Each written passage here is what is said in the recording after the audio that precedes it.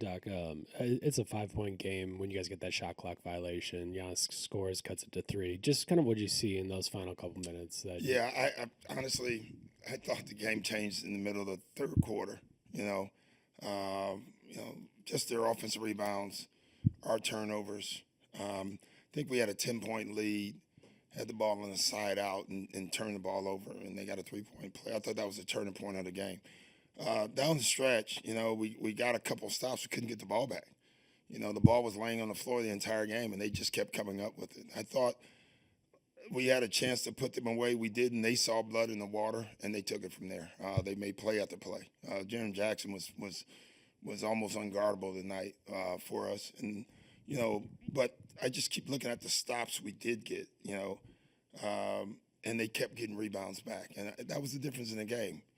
15 more shots.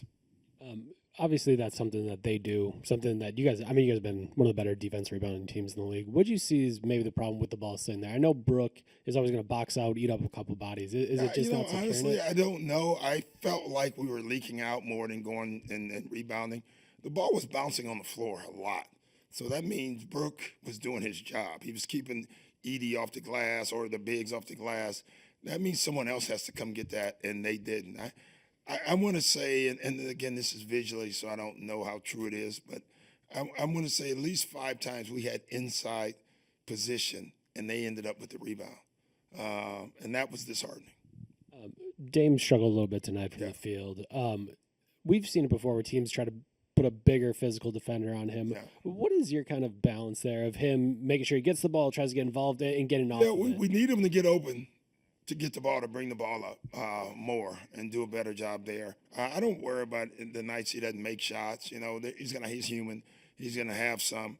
I just didn't think because they were denying him and pushing him, he didn't have the ball in his hands enough to make plays, and I thought that hurt us. On the other side of the coin, second straight great shooting night for Chris. What do you like about the way he's playing? He's getting his rhythm. You can feel it.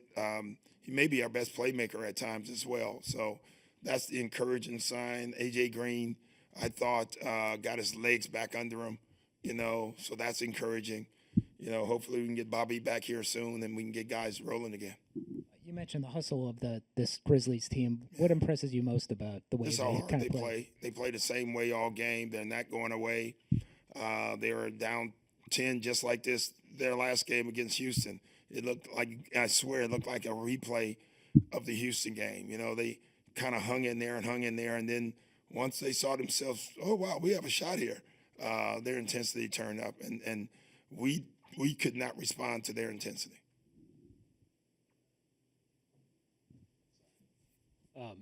With Giannis at the center, we've talked about those small ball lineups. What have you maybe seen as a struggle on the defensive end? It doesn't feel like those lineups are getting a ton of stops right now. No, we're getting killed in it. I think the Brook at the 5 is a little better, but it's still not great, honestly. We don't have a lot of – it's interesting. We had to sub one of them out to end the second, and then they have both bigs on the floor. And we literally couldn't, Brooke, you're not going to play him 16 straight minutes, and the zone is very weak when we're small. The zone's great when we're big, so we couldn't go zone, but we have to figure it out.